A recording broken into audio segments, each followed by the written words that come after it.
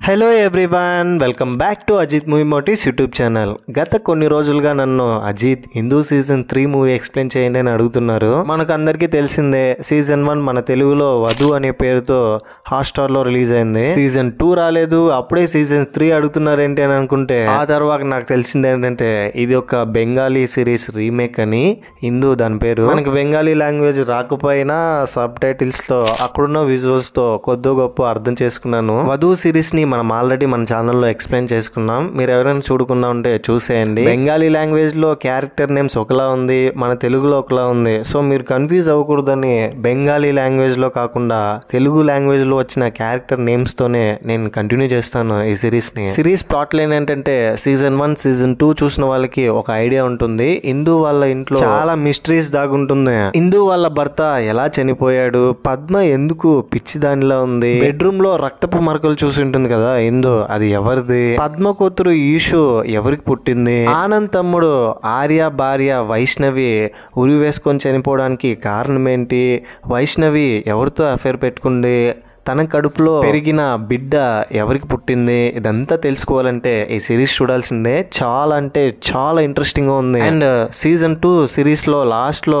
చారు వచ్చి చనిపోతుంది కదా, చారు ఎవరు అనేది కూడా ఈ సిరీస్ లో తెలుస్తుంది. ఇంకా ఏం మాత్రం లేట్ చేయకుండా నేనైతే సిరీస్ లోకి వెళ్ళిపోతాను. అంతకంటే ముందు మీకు ఏం చేయాలో తెలుసు కదండి, చిన్న లైక్ అండ్ స్మైల్ తో వీడియోని స్టార్ట్ చేసేయండి. Thank you. Hindu season 3 episode open అవగానే ఫస్ట్ ఎపిసోడ్ చారు హాల్లో వచ్చి చనిపోయిన విషయం ఇంట్లో ఉన్న వాళ్ళందరికీ తెలిసి చారు దగ్గరికి వచ్చి అసలు ఈ అమ్మాయి ఇక్కడికి ఎలా వచ్చింది, ఎందుకు చనిపోయిందని కంగారు పడుతూ పోలీసులకి ఇన్ఫర్మేషన్ ఇస్తే ఇంతకు ముందు ఈ కేసుని ఇన్వెస్టిగేషన్ చేస్తున్న ఇన్స్పెక్టర్ అక్కడికి వస్తాడు.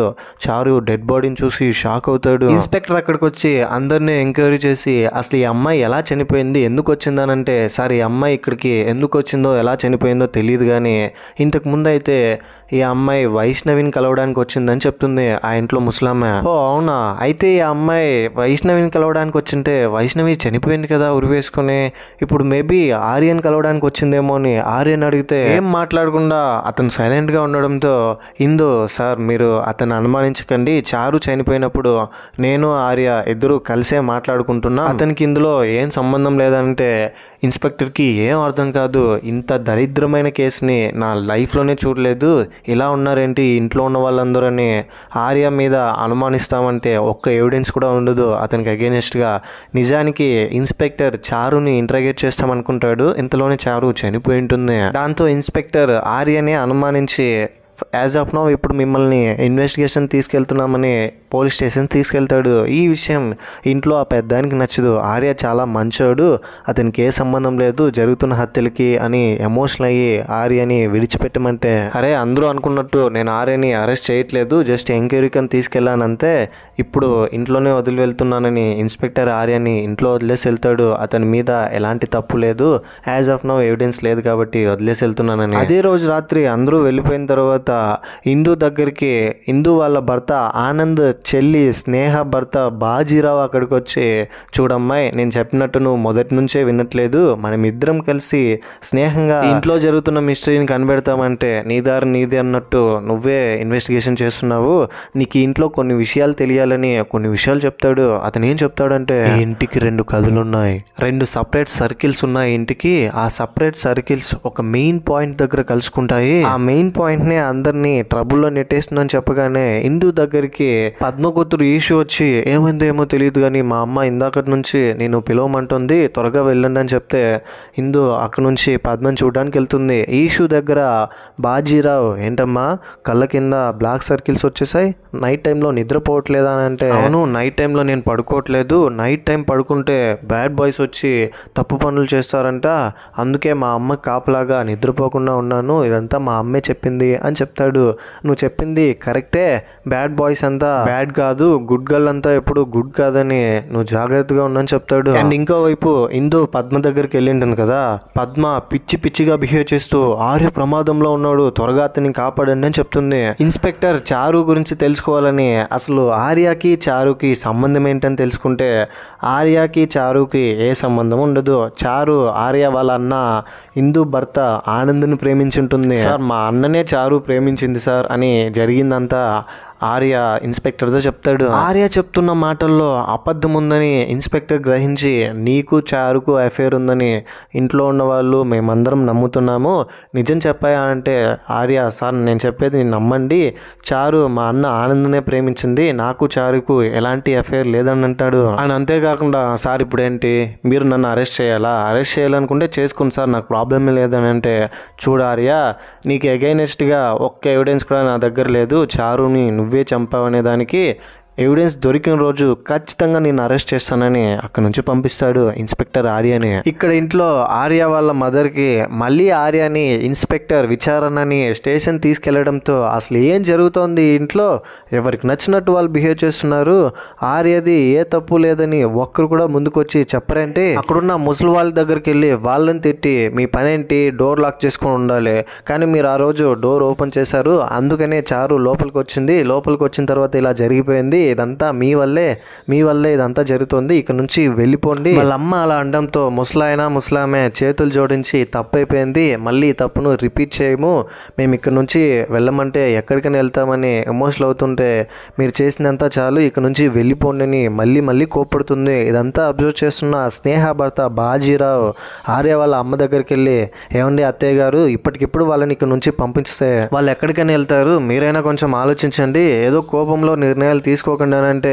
నేను కోపడుతున్నానా, నువ్వు చెప్పడం ఏంటి, ఓ నీ ప్లాన్ ఏంటో నాకు అర్థమైంది, నా చిన్న కొడుకు ఆర్య జైల్లో ఉన్నాడు, పోలీసులు తీసుకెళ్లారు, నా ఆస్తిని మొత్తం కొట్టేయలేనే కదా నీ ప్లాన్ అని, నువ్వు కూడా ఇక్కడ నుంచి వెళ్ళిపో నా కూతురుని తీసుకున్నాని బాజీరావు మీద కూడా కోపడుతుంది. దాంతో స్నేహ అక్కడికి వచ్చి అమ్మా ఏంటమ్మా నువ్వు నన్ను నా భర్తని ఇక్కడ నుంచి వెళ్ళిపోమంటే మేము ఎక్కడికైనా వెళ్ళాలి, మాకు ఇల్లు కూడా లేదు, చిన్నప్పటి నుంచి నేను ఇక్కడే పెరిగాను, నేను బయటికి వెళ్ళి ఎలా బ్రతకనంటే ఆర్య వాళ్ళమ్మ కొంచెం కూడా కాంప్రమైజ్ అవ్వదు, నా మాట అంటే మాటే, నా మాటే శాసనం అన్నట్టుగా ఇక్కడ నుంచి మీరందరూ వెళ్ళిపోండి అని చెప్తుంది. పనిలో పని ఈ ఇందుని కూడా ఇక్కడ నుంచి పంపించేస్తే పోలే అని ఇందు వాళ్ళ మదర్ ఫోన్ చేసి మీరు ఏం చేస్తారో నాకు తెలియదు, ఎంత వీలైతే అంత తొందరగా మీ కూతురు మా ఇంట్లో నుంచి తీసుకెళ్లిపోండి అని కోపంతో చెప్తుంది. నిన్ను నేను అరెస్ట్ చేయనని ఆర్యతో ఇన్స్పెక్టర్ చెప్పి వెళ్ళిపోయిన తర్వాత ఆ రోజు రాత్రి సడన్ గా ఆర్య ఇన్స్పెక్టర్ ఫోన్ చేసి చారుని నేనే చంపానని ఒప్పుకోవడంతో మళ్ళీ పోలీసులు ఆర్యని అరెస్ట్ చేసి తీసుకెళ్ళింటారు.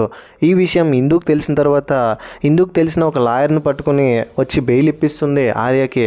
ఆర్యని ఇంట్లోకి తీసుకొస్తుంటే ఇందు ఆర్యతో ఎందుకని నువ్వు చెయ్యని తప్పును ఒప్పుకొని జైలుకి వెళ్తాను అనుకున్నావు, చూడండి వదినా నేను తప్పులు చేశాను ఇంట్లో ఉన్న వాళ్ళందరూ అనుకుంటున్నారు, ఏదో ఒక రోజు చిన్న ఎవిడెన్స్ దొరికినా నన్ను అరెస్ట్ చేస్తారు, అందుకనే ముందుగానే నేను సరెండర్ అయిపోతాను అని అంటాడు. మీరు నన్ను కాపాడాలనుకున్నారు అదే మంచి విషయం అని ఇంటికి వెళ్ళిపోతాడు. ఆ తర్వాత ఆర్య ఇంటికి వెళ్ళిన తర్వాత ఆర్య వాళ్ళమ్మ ఆర్యని చూసి చాలా హ్యాపీగా ఫీల్ అవుతుంది, నా కొడుకు మళ్ళీ తిరిగి వచ్చాడని. దాంతో ఇందు దగ్గరికి ఆర్య వాళ్ళ మదర్ వెళ్ళి వస్తే ఇంకోసారి నా కొడుకుతో మాట్లాడినట్టు కానీ కొడుకు పక్కన ఉన్నట్టు కానీ నాకు తెలిస్తే నేను మామూలు దాన్ని కాదు నీ అంతు చూస్తా అని వార్నింగ్ ఇచ్చి అక్కడి నుంచి వెళ్ళిపోతుంది. ఇందుకి ఈవిడేంటి మరి ఇలా రియాక్ట్ అవుతుందని ఇందు లైట్ తీసుకుందామని ఆ రోజు రాత్రి పూజ చేస్తుంటే పూజ దగ్గర ఒక నోట్ కనిపిస్తుంది, అందులో ఒక చిట్టి ఉంటుంది, ఒక లెటర్ రాసి ఉంటుంది, అందులో చూడండి మీరు వాళ్ళని కాపాడాలనుకుంటే మిడ్-నైట్ టెర్రరిస్ట్ మీదకి రండి అని ఉంటుంది. అలా రాసిన రాతలను చూసిన తర్వాత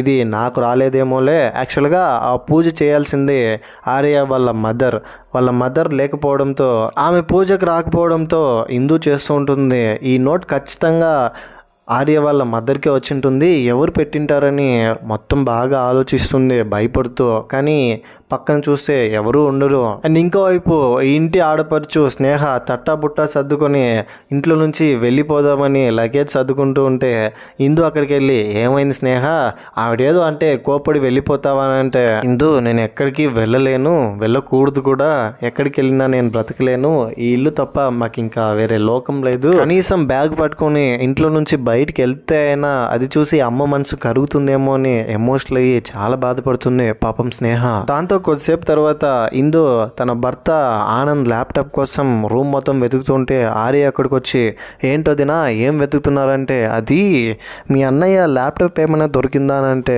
అన్నయ్య ల్యాప్టాపా మీకెందుకు, ఎవరిదైనా పర్లేదా లేదా మా అన్నదే కావాలా, నా ల్యాప్టాప్ కూడా యూజ్ చేసుకోండి బాగానే ఉందని అతను ల్యాప్టాప్ని ఇవ్వడానికి ప్రయత్నిస్తే ఇందు అవును నా ల్యాప్టాప్ని నీకు ఇవ్వడం కుదరదు, ఎందుకంటే నువ్వు షెర్లాక్ హోమ్స్ కదా, ఏదైనా చూసి కనిపెట్టేస్తావు, మళ్ళీ ఇంకా నా గురించి ఏం బయటపడతావో ఏంటో ఏంటో అని అలా క్యాజువల్గా మాట్లాడిన తర్వాత స్నేహ దగ్గర కూడా ఒక ల్యాప్టాప్ ఉంది, కావాలంటే ఆమె దగ్గరికి వెళ్ళి తీసుకో అని చెప్తాడు.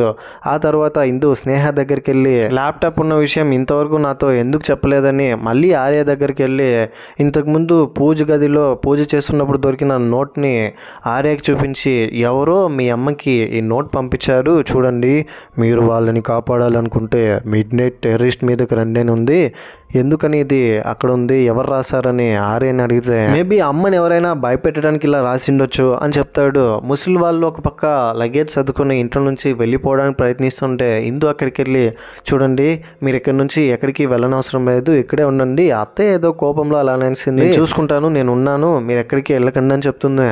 పూజ రూమ్లో పూజ చేస్తుండగా దొరికిన నోట్ని వాళ్ళ అత్తయ్య దగ్గర తీసుకెళ్ళి చూడండి అత్తయ్య, ఈ నోట్ మీకోసం ఎవరో రాశారు, చూడండి, వాళ్ళని కాపాడాలనుకుంటే మిడ్ నైట్ టెర్రరిస్ట్ మీదకి రండి అని అందులో ఉండడంతో అది చూసిన వాళ్ళ అత్తయ్య దీన్ని చూస్తుంటే నువ్వే రాసినట్టు అనిపిస్తుంది, కావాలనే నన్ను భయపెట్టడానికి ఇలా రాసావు కదా, నాకు డౌటే లేదు, నువ్వే రాసావని చెప్పగానే అత్తయ్య నేనెందుకు ఈ నోట్ రాస్తాను, మీరు ఎవరినో కాపాడాలనుకుంటే మిడ్ నైట్ టెర్రరిస్ట్ మీదకి వెళ్ళండి, సర్లే మీ ఇష్టం, ఈ లెటర్ మీరే పెట్టుకుందని ఆ పేపర్ నుంచి అక్కడి నుంచి వెళ్ళిపోతుంది. పక్కనే ఒక ఆయిల్ డబ్బా కనిపించడంతో ఆయిల్ డబ్బా మీద కనకరాజ్ ఆయిల్ అని రాసి ఉంటుంది.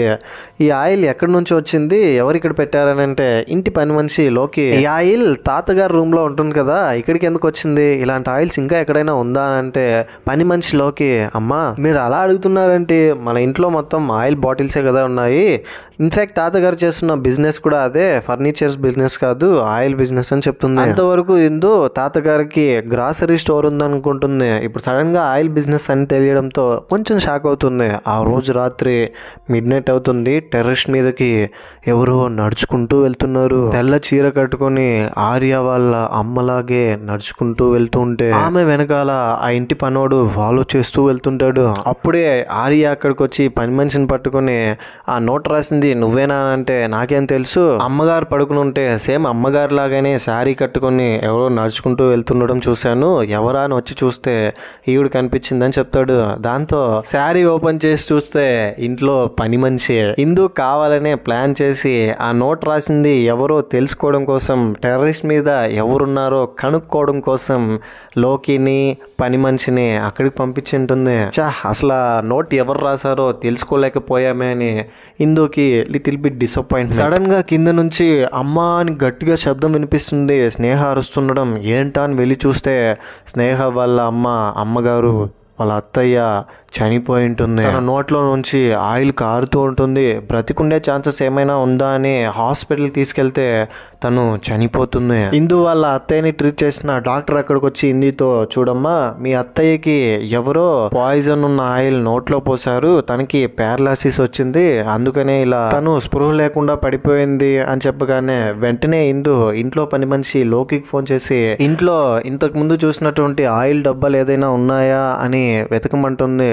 లోకి ఇంట్లో ఆయిల్ డబ్బాలు అన్నిటినీ వెతికి ఎంత వెతికినా ఒక్క బాటిల్ కూడా కనిపించదు. సరే లోకి, తాత వాళ్ళు ఇంట్లోకి వస్తున్నారు, ఇప్పుడేం వెతకొద్దు, డౌట్ వస్తుందని ఫోన్ పెట్టేస్తుంది. ఇంటికి వెళ్ళిన తర్వాత స్నేహతో అవును స్నేహ, రాత్రి అత్తయ్య రూమ్ లోకి నువ్వు ఎందుకని ఆ టైంలో వెళ్ళావని అంటే అది నాకు చాలా తలనొప్పిగా అనిపించింది, టాబ్లెట్ కోసమే రూమ్ లోకి వెళ్ళాను, వెళ్ళిన తర్వాత చూస్తే అమ్మ నోట్లో నుంచి ఆయిల్ కారుతోంది, గట్టిగా అరిచేశాను అని చెప్తుంది. అది విన్న తను చెప్పిన మాటలు నమ్మదు, నువ్వు చెప్తుంటే నాకెందుకో నమ్మబుద్ధి అవ్వట్లేదు, నువ్వే ఎందుకని ఆ నోట్ రాసింటావని నేను అనుకోకూడదు, మీ అమ్మగారు నోట్లో ఆయిల్ నువ్వే పోసింటావని నేను ఎందుకని అనుమానించకూడదని అంటే దాంతో స్నేహ అవును నేనే ఆ నోట్ రాశాను, మా అమ్మ మీద కోపంతో రాశాను, మా అమ్మని భయపెట్టాలని రాశాను, కానీ మా అమ్మ నోట్లో ఆయిల్ పోసింది మాత్రం నేను కాదు, మమ్మల్ని ఇంట్లో నుంచే వెళ్ళమనింది కదా, ఒంటరిగా ఇంట్లో నుంచి వెళ్ళిపోతే ఆ ఫీలింగ్ ఎలా ఉంటుంది, ఒంటరితనం ఏంటో అమ్మ కూడా తెలిసి వచ్చేలా చేశాను, అందుకనే టెర్రరిస్ట్ మీదకి రమ్మన్నాను, అప్పుడైనా మమ్మల్ని ఇంట్లోనే ఉండనిస్తుందేమో అని, ఈ లోపే ఇలా జరిగిపోయిందని చెప్తుంది స్నేహ. ఆయిల్ పోసింది మాత్రం నేను కాదు, నోట్ రాసింది మాత్రం నేనే, మా అమ్మని భయపెట్టడం కోసమే అలా రాశానని. ఇంకో విషయం ఏంటంటే అత్తయ్య చనిపోయి ఉండదు, ప్రాణాపాయ స్థితిలో బ్రతికేసి ఉంటుంది, డాక్టర్లు బ్రతికిచ్చింటారు. ఇంట్లో నుంచి ఇంకా ఎవరు బయటికి వెళ్ళకూడదని అప్పటి నుంచి యాజ్ యూజువల్ అందరూ కలిసి ఉంటారు. అందరూ కలిసి బయటికి వెళ్ళొస్తుంటారు. ఇందు స్నేహ దగ్గర నిన్న రాత్రి అత్తయ్య రూమ్లో నీకు ఎవరైనా కనిపించారా నువ్వు వెళ్ళినప్పుడు అని అంటే, లేదు ఇందు నాకెవరు కనిపించలేదు కానీ అమ్మ నాతో ఏదో చెప్పడానికి ప్రయత్నించింది, అది మాత్రం గమనించానని చెప్తుంది. సరిగ్గా అప్పుడే ఇందుకి ఇంట్లో ఉన్న ఆయిల్ మీద డౌట్ వచ్చి ఇంటి లోపలికి వెళ్ళి పని మనిషికి చెప్పి ఇంట్లో ఉన్న ఆయిల్ బాటిల్ బాక్స్ని తీసుకురమ్మంటే ఆ బాక్స్లో 3 ఆయిల్ బాటిల్స్ మిస్ అయిపోయి ఉంటుంది. మిస్ అయిన 3 ఆయిల్ బాటిల్స్లో ఉన్న ఆయిలే వాళ్ళ అత్తయ్య నోట్లో పోసారని తెలుసుకుంటుంది. ఆయిల్ గురించి పని మనిషి లోకితో అడిగితే, ఆయిల్ అమ్మ ఒకరోజు నేను ఆయిల్ పెట్టుకున్నప్పుడు నాకు బాగా నిద్ర వచ్చింది, కొంచెం మత్తుగా కూడా అనిపించింది అని అంటే, హో అయితే ఆయిల్ డ్రగ్ లాగా పనిచేస్తుంది, ఎక్కువ ఆయిల్ పెట్టుకుంటే మత్తుగా నిద్ర కూడా వచ్చేస్తుంది కాబట్టి తాగితే పాయిజన్ అయ్యే అవకాశాలు కూడా ఉంది. ఆయిల్ తయారు చేసినప్పుడే అలా తయారు చేస్తారా లేదా ఆయిల్లో మళ్ళీ ఎవరైనా కలిపారా ఏదైనా అని క్వశ్చన్ చేస్తుంది. ఆర్య దగ్గరికి వెళ్ళి, ఇందు చూడు ఆర్య, నువ్వు నా పెళ్ళికి నా సిస్టర్ భర్తను కూడా పిలిచావు కదా, ఎందుకని అతన్ని పిలిచావు, మీ అన్నయ్యని ఎందుకని పనిష్మెంట్ చేయాలనుకున్నావు, నాకు ఒక విషయం అయితే అర్థం కావట్లేదు. నా చెల్లి హస్బెండ్ పెళ్ళికి వస్తే మీ అన్నకి ఏ ప్రాబ్లం అవుతుంది, నాతో ఏదైనా చెప్పకుండా దాచిపెడుతున్నావా అంటే, ఆర్య చూడండి వదిన, అన్నిటికంటే పాయిజన్ కంటే ఘోరమైనది ఏంటంటే అనుమానం అనేది వచ్చేస్తే అదే మనిషిని చంపేస్తుంది. రోజు బాధతో అనుమానించి వైష్ణవి ఆనంద్ వీళ్ళిద్దరూ పాయిజన్ వల్లనే చనిపోయారు కదా, ఈ ప్రపంచంలో నిజమైన పాయిజన్ అనుమానమే, అనుమానం వల్లే అన్ని అనర్థాలు జరుగుతాయని చెప్తాడు. దాంతో ఇదంతా సరే, చారు ఇంట్లో ఎందుకు వచ్చింది, ఆనంద్ చనిపోయిన నెక్స్ట్ డేనే చారు రావడానికి కారణం ఏంటి, ఆ తర్వాత అత్తయ్య నోట్లో ఆయిల్ ఎవరు పోసారని ఆర్యని అడిగితే, నాకు మాత్రం ఏం తెలుసు, నేను కూడా కనిపెట్టాలని అంటాడు. దాంతో కొద్దిసేపటికి సడన్ గా అక్కడికి ఇన్స్పెక్టర్ రావడంతో ఆర్య ఇన్స్పెక్టర్ దగ్గరికి వెళ్ళి, ఏమైంది సార్, మళ్ళీ నన్ను అరెస్ట్ చేయడానికి ఇక్కడికి వచ్చారా, ఏదైనా ఎవిడెన్స్ దొరికేసిందా ఏంటి అని అడిగితే, సడన్ గా నేను ఇక్కడికి రావడానికి కారణం ఏంటంటే అది చారు పోస్ట్ మార్టం రిపోర్ట్స్ వచ్చింది, చారు కూడా వైష్ణవి మీ అన్నయ్య ఆనంద్ లాగానే ఉమ్మెత్త పాయిజన్ వల్లే చనిపోయింది అని చెప్తాడు. అత్తయ్య నోట్లో పోసిన ఆ బాటిల్స్ గురించి తెలుసుకొని మిస్ అయిన 3 బాటిల్స్ని కూడా వెతకాలని రిమైనింగ్ బాటిల్స్ని ఇందులో పాయిజన్ ఉందని అనుమానించి ఫోరెన్సిక్ రిపోర్ట్ పంపిస్తాడు టెస్ట్లకి. ఇన్స్పెక్టర్ అక్కడ నుంచి వెళ్ళిపోయిన తర్వాత నైట్ టైంలో ఇందు ఆర్య రూమ్లోకి తెలియకుండా వెళ్ళి ల్యాప్టాప్ ఓపెన్ చేసి ఏదైనా దొరుకుతుందా అని చూస్తే పాస్వర్డ్ ఉంటుంది. పాస్వర్డ్ తెలియకపోవడం వల్ల బ్యాగ్లో ఒక డ్రైవ్ కనిపిస్తుంది. ఆ డ్రైవ్లో డేటా ఏం ఉండదు, మొత్తం ఎరేజ్ అయిపోయి ఉంటుంది. దాంతో ఇందుకు తెలిసిన వాళ్ళకి ఫోన్ చేసి ఇందులో డేటాని మళ్ళీ రీస్టోర్ చేసే పాసిబిలిటీస్ ఉంటుందా అని రీస్టోర్ చేయిస్తుంది. స్నేహ దగ్గరికి బాజీరావు వచ్చి, ఏంటే నువ్వు ఏడుస్తున్నావా, సొంత అమ్మని భయపెట్టి ఇంతలా ఏడుస్తున్నావేంటి, ఎందుకని అమ్మని భయపెట్టించాలనుకుంటున్నావు, భలే యాక్టింగ్ చేస్తున్నావే నువ్వు అనగానే స్నేహ కోపం వచ్చి బాజీరావుని కొట్టి అక్కడి నుంచి వెళ్ళిపోతుంది చంప మీద. బాజీరావు దగ్గరికి ఇందు వచ్చి, చూడండి ఆ రోజు పద్మ మీద అటాక్ జరిగినప్పుడు పద్మని ఎవరో చంపడానికి ప్రయత్నించి వెళ్ళినప్పుడు మీరు అక్కడే ఉన్నారు కదా, అక్కడ విండో నుంచి ఒక షాడో కనిపించింది, ఎవరిదో ఆ షాడో కూడా మీదే అయి ఉంటుంది, నాకు తెలుసులే అది ఖచ్చితంగా మీదే, అండ్ రూమ్లో కనిపించిన రక్తపు మరక కూడా ఎవరిదో మీకు తెలిసే ఉంటుందిగా, ఎవరిదో అంటే, ఏమో నాకు తెలియదు అని చెప్తాడు. బాజీరావు కంగారు పడుతూ ఫేస్లో చిన్న సాడ్నెస్ చూపించి, ఓ మీకేం తెలియదు అనమాట, అయితే మీకు తెలుసు అన్న విషయం నాకు బాగా తెలుసు, ఈ ఇంట్లో ఉన్న వాళ్ళు ఒక్కరు కూడా సరిగ్గా ప్రశ్నలకి సమాధానం చెప్పట్లేదు, అందరూ ఒకలాగా మిస్టీరికల్గా ఉన్నారని ఇందు అన్నీ అందరి చేతిలో చెప్పిస్తానని అక్కడ నుంచి వెళ్ళిపోతుంది. ఆ రోజు రాత్రి ఇందు దీని గురించి ఆలోచిస్తూ డీప్ థింకింగ్లో ఉంటే పని మనిషిలోకి ఇంటి దగ్గరికి వచ్చి, అమ్మగారు ఇదేంటో చూడండి అని ఆ నోట్ని చూపిస్తుంది. ఆ నోట్ని చూస్తే అందులో ఆనంద్ని ఎవరు చంపారు, వైష్ణవ్ చనిపోవడానికి కారణం, ఈ ఉమ్మెత్త పాయిజన్ ఎవరు పెడుతున్నారు, చారుని ఎవరు చంపారు, వీటన్నిటికీ ఆన్సర్ కావాలంటే రాత్రి టెర్రరిస్ట్ మీదకి ఒంటరిగా మీరు రావాలి అని ఉంటుంది. ఈ నోట్ కేవలం ఇందుకు మాత్రమే వచ్చిండదు, ఇంట్లో ఉన్న వాళ్ళందరికీ వచ్చింటుంది. అందుకనే ఇందు పెద్దగా రియాక్ట్ అవ్వకుండా ఏం చేయాలి ఇప్పుడని ఆలోచిస్తుంటే సడన్ గా నిద్రలోకి జారిపోతుంది. నిద్రలోకి జారిపోయిన తర్వాత ఇందుకి ఒక కల వస్తుంది. ఇందు కలలో చారు ఇందు దగ్గరకు వచ్చి, చూడు ఇందు, నేను ఆ రోజు నీకు సహాయం చేయడానికే ఇంట్లోకి వచ్చాను, కానీ ఈలోపే నాకు ఇలా జరిగిపోయిందని అంటే, సరే ఇప్పుడైనా చెప్పు నేను ఎవరు చంపారని చారుని అడిగితే, నేను చనిపోయాను కదా ఇందు, నేను ఎలా చెప్పగలను అని అన్ని ప్రశ్నలకి నువ్వే సమాధానాలు తెలుసుకుంటావులే అని చిన్న డెవిల్ స్మైల్ ఇచ్చి మాయమైపోతుంది. ఆర్య దగ్గర ఇందు ఆ తర్వాత అందరికీ నోట్ వచ్చింది. అత్తయ్యకి ఈ నోట్ రాసిన వాళ్ళే ఈ నోట్ కూడా రాసింటారా లేదా ఇంకెవరైనా ఇలా రాసింటారా అని అతన్ని అడిగితే, ఏంటి వదినా ఇప్పుడు నన్ను అనుమానిస్తున్నారా, నేను ఈ నోట్ రాశానని? నేను ఎందుకు రాస్తాను? నిన్ను అనుమానించాల్సి వస్తుంది, ఎందుకంటే చారుని చంపింది నువ్వు కాకపోవచ్చు. వైష్ణవి చావుకి ఆనంద్ చావుకి రీజన్ నువ్వే అయింటావని నా బలమైన నమ్మకం.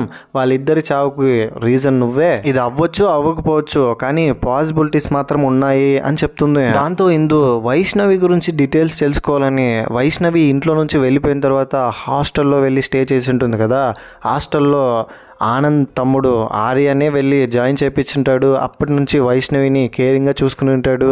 ఆర్య వైష్ణవిని జాయిన్ చేయించిన తర్వాత హాస్టల్లో కొద్ది రోజులు ఉండింటుంది. హాస్టల్ దగ్గరికి వెళ్ళి వైష్ణవి గురించి తెలుసుకుందామంటే అక్కడున్న ఆమె వైష్ణవి సూసైడ్ చేసుకున్నప్పుడు స్లీపింగ్ పిల్స్ వేసుకుని నేను పడుకునేసాను, ఇక్కడికి రావడం నేను ఎవరిని చూడలేదు, వైష్ణవికి సంబంధించి ఏ వస్తువు ఎవరికి చూపించకూడదని ఆర్య చెప్పాడని చెప్తుంది. దాంతో ఆ రోజు వైష్ణవి సూసైడ్ చేసుకున్నప్పుడు పక్క రూమ్లో ఉన్న మాన్సి చూసిండే ఛాన్సెస్ ఉందని చెప్పడంతో మాన్సి దగ్గరికి వెళ్ళి ఇందు వైష్ణవి సూసైడ్ చేసుకున్నప్పుడు నువ్వు మాన్సి చూసావా అని అడిగితే మాన్సి కొన్ని విషయాలు చెప్తుంది.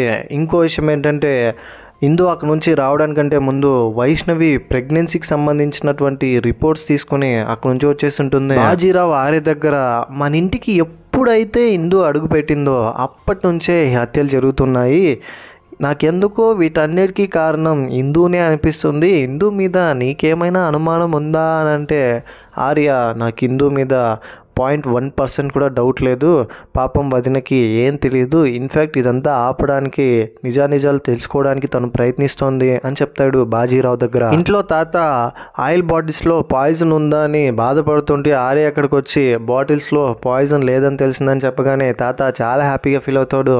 అప్పుడే పక్కనున్న బామ్మ ఒక లెటర్ చూపిస్తుంది ఆర్యకి. ఆ లెటర్లో వీళ్ళందరికీ వచ్చి ఉంటుంది కదా అన్ని ప్రశ్నలకు సమాధానం కావాలంటే మిడ్ నైట్ టెర్రరిస్ట్ మీదకి రావాలని, అది వీళ్ళకి కూడా వస్తుంది.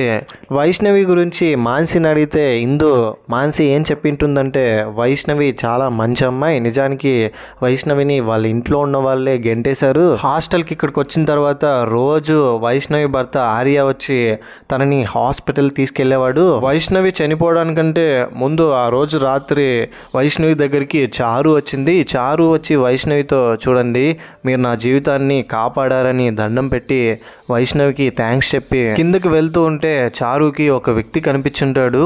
ఆ వ్యక్తిని చూసి చారు భయపెడుతూ స్పీడ్గా వెళ్ళిపోయి ఉంటుంది. చారు ఎవరినో చూసి చాలా భయపడింది, ఎవరిని చూసి భయపడిందన్న విషయం మాత్రం నాకు తెలియదని మాన్సి ఆ రోజు జరిగిన దాని గురించి చెప్తుంది ఇందుతో. వైష్ణవి వాళ్ళ నాన్నగారి అడ్రస్ తెలుసుకొని నాన్న దగ్గరికి వెళ్ళి మీ అమ్మాయి ఎందుకు చనిపోయిందని మీరు అనుకుంటున్నారు, వైష్ణవి గర్భంలో ఉన్న బేబీకి ఎవరు ఫాదర్ అని అడిగితే అతనికి తెలుసు కానీ చెప్పడు. ఏం చెప్తాడంటే మా అమ్మాయి మరొక అబ్బాయితో అఫైర్ పెట్టుకుందని ఆ ఇంట్లో ఉన్న వాళ్ళు వైష్ణవిని గెంటేశారు, ఆ తర్వాత హాస్టల్లో ఉండింది, అయినప్పటికీ ఆర్య వచ్చి తనని చూసుకునేవాడు. దాంతో ఇందు తను తీసుకొచ్చిన ప్రెగ్నెన్సీ రిపోర్ట్స్ని వైష్ణవి చూపిస్తే అందులో ఏముంటుందంటే నిజానికి ఆర్య వైష్ణవిని భార్యగా భావించి యాక్సెప్ట్ చేసి హాస్పిటల్లో జాయిన్ చేసింటాడు. అండ్ వైష్ణవి కడుపులో ఉన్న బేబీకి ఫాదర్గా సిగ్నేచర్ కూడా చేసింటాడు. కానీ పుట్టిన బేబీకి నాకు ఎలాంటి సంబంధం లేదని ఆ అప్లికేషన్లో రాసింటాడు. ఇదంతా ఇందు వైష్ణవి వాళ్ళ నాన్నకు చూపిస్తుంది. దాంతో అతను ఏం చెప్పకుండా సైలెంట్గా ఉంటాడు.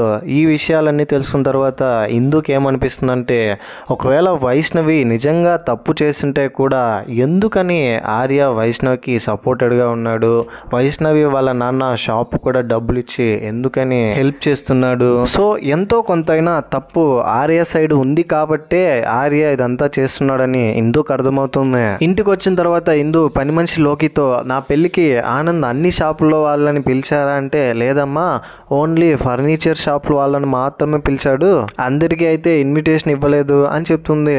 దాంతో ఇందు పద్మ రూమ్కి వెళ్ళి పద్మ దగ్గరికి క్యాటరిన్ వాళ్ళు ఇచ్చినటువంటి ఇన్విటేషన్ కార్డుని అడుగుతుంది. పద్మ ప్రతి వస్తువు దాచిపెట్టుకునేలాగానే క్యాటరిన్ వాళ్ళు ఇచ్చిన ఇన్విటేషన్ కార్డుని కూడా తన బాక్స్ లో దాచిపెట్టుంటుంది. ఇప్పుడు ఆ కార్డుని తీసి ఇందుకు చూపిస్తుంది. అంతేకాకుండా ఇందు పద్మ పెళ్లికి తయారు చేసినటువంటి వెడ్డింగ్ కార్డుని కూడా అడుగుతుంది. అది కూడా చూపిస్తుంది. నువ్వు ఖచ్చితంగా మొత్తం కనిపెడతావులే అని పద్మ చాలా హ్యాపీగా ఫీల్ అవుతుంది ఇందుని చూసి. కనిపెట్టు త్వరగా కనిపెట్టు అని చెప్తుంది. ఆర్య దగ్గరికి వెళ్ళి ఇందు వైష్ణవి కడుపులో ఉన్న బేబీకి నువ్వు తండ్రి కాదని చెప్పావు కదా, మరి కడుపులో ఉన్న బేబీకి తండ్రి ఎవరో కూడా నీకే తెలుసు కదా, ఎవరో చెప్పమంటే ఆర్య ఏం చెప్పకుండా నీ అప్లికేషన్ ఆ రిపోర్ట్స్ అన్ని ఎక్కడ దొరికాయి అని అంటాడు. ఇందు కూడా ఏం చెప్పదు వైష్ణవి హాస్టల్కి వెళ్ళాలన్న విషయం. సడన్ గా ఆ రోజు రాత్రి 11 అవ్వబోతుంది. ఇంట్లో ఉన్న వాళ్ళందరూ టెన్షన్ పడుతున్నారు. ఎందుకంటే వాళ్ళకు వచ్చిన నోట్లో అందరికి రాత్రి 11 గంటలకి టెర్రరిస్ట్ మీదకి రమ్మని ఉంటుంది కదా. 11 గంటలు అవడానికి ఇంకా 5 minutes ఉంటుంది. అదే టైంలోనే బాజీరావు రూమ్ లో నుంచి బయటకు వచ్చి అతనికి ఒక విచిత్రమైన మూట కనిపిస్తుంది. ఆ మూటను ఓపెన్ చేయడానికి ప్రయత్నిస్తుంటే సడన్ గా బాజీరావు తల మీద ఎవరో గట్టిగా కొడతారు ఒక కర్రతో. తర్వాత ఏం జరిగింది అనే దాన్ని ఇప్పటికే వీడియో లెంత్ ఎక్కువైపోయింది కాబట్టి రిమైనింగ్ ఎపిసోడ్స్ ని ఇంకో పార్ట్ లో ఎక్స్ప్లెయిన్ చేసుకుందాం. ఈ సిరీస్ పై మీ ఒపీనియన్ ఏంటి? ఇక్కడ జరుగుతున్న దానికంతా కారణం ఎవరని మీరు అనుకుంటున్నారు? ఇదంతా కింద కమెంట్ బాక్స్ లో తప్పకుండా నాతో షేర్ చేసుకోండి. నా ఎక్స్ప్లెనేషన్ ఎలా అనిపించింది అనే దాన్ని కూడా. రిమైనింగ్ ఎపిసోడ్స్ ని పార్ట్ 2 వీడియోగా మీ ముందుకు తీసుకొచ్చేస్తాను. రెడీగా ఉండండి. సబ్స్క్రైబ్ చేసుకుని బెల్ ఐకాన్ క్లిక్ చేసి పార్ట్ 2 వీడియోతో మరికొద్ది గంటల్లో మీ ముందు ఉంటాను. అంతవరకు సేఫ్గా ఉండండి, నవ్వుతూ ఉండండి, నవ్విస్తూ ఉండండి. Thank you. జై హింద్.